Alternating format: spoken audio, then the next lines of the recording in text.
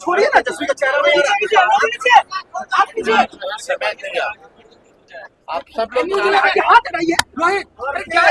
Parliament में एक ही पूरे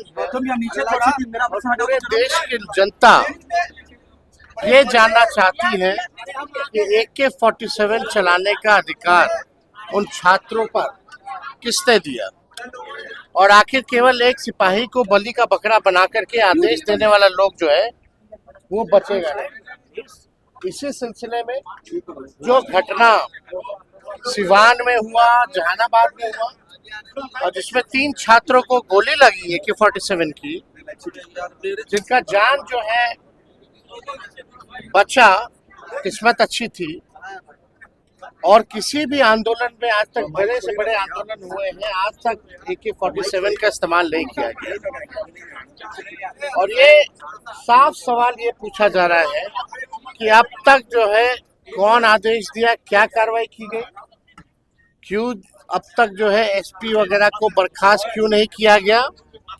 कल को तो कोई भी ऐसी घटना, कोई भी आंदोलन होगा, फिर लोग सड़कों पे आएंगे तो आप फिर AK-47 जो है चलाने का काम करिएगा। तो एक एग्जाम्पल जो है वो सेट होना चाहिए। और इसमें देश के प्रधानमंत्री हो, देश के गृह मंत्री हो, या बिहार के मुख्यमंत्री जो इनके पास गृह विभाग की जिम्मेदारी बनती है, अब तक ये लोग मुंह में दही जमा करके बैठे हुए हैं। सम्राट चौधरी जी को माननीय मुख्यमंत्री जी से आग्रह है कि कैमरे के सामने आकर के, जनता के सामने आकर के अपनी बातों को रख के स्पष्ट करें, माफी मांगने का काम करें कि उनके कहने पर हुआ है ये, या उनके ऊपर वाले अमित शाह जी के कहने पर हुआ है, या उनके ऊपर नरेंद्र मोदी जी के कहने पर ये घटना हुई है। और अब तक जो है कोई कार्रवाई क्यों नहीं की गई।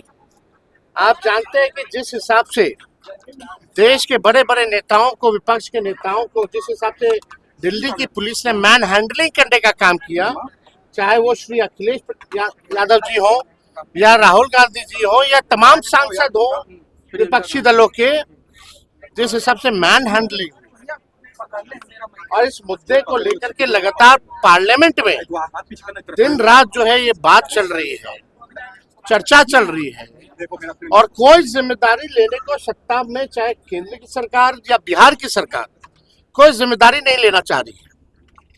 हम तो धन्यवाद देना चाहते हैं उन सभी नेताओं को, खासतौर पे अखिलेश जी को, राहुल जी को, सभी विपक्ष के सांसदों को, और हमने उन सभी लोगों से आग्रह भी किया है कि आइए बिहार, पार्लियामेंट खत्म होता है तो आइए बिहार, पीड़ितों से मिलिए, और यहाँ जो सम्राट चौधरी जी जिनके कहने पर या जिनके अंडर बिहार पुलिस है, इससे जवाब मांगा जाए।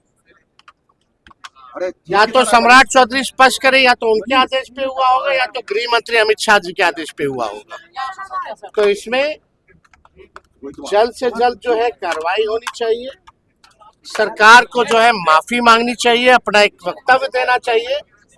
अब तक ये लोग ऐसे भाग रहे हैं जैसे इनकी चोरी जो है पकड़ी गई हो, और ये मामूली छात्रों के भविष्य का मामला है।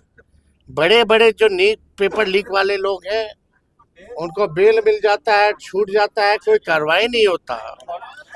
जब तक बड़े बड़े लोगों पर, माफियाओं पे कार्रवाई नहीं होगी, तब तक कुछ होने वाला नहीं है। तो इसको लेकर के हम लोग जो है, आज भी हमारा डेलीगेशन जो है,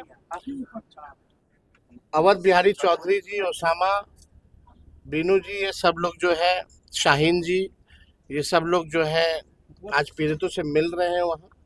और हम तो आप जानते ही हैं कि आते के साथ ही साथ सबसे पहले हम उन छात्रों से भी मिले जो तीनों छात्र थे।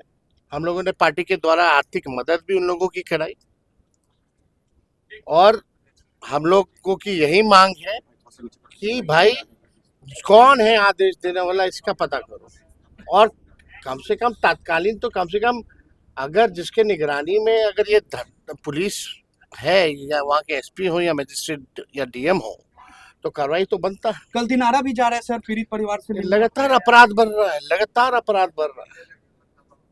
हमने डीजीपी साहब को भी बोला कि ये बिहार की छवि ऐसी होती जा रही है जैसे पुलिस स्टेट बनाया जा रहा हो। और हमने पहले भी कहा था ये जेपी जी की धरती है, कर्पूरी जी की धरती है, लालू जी की धरती है, इसको पुलिस स्टेट नहीं बनने दिया जाएगा।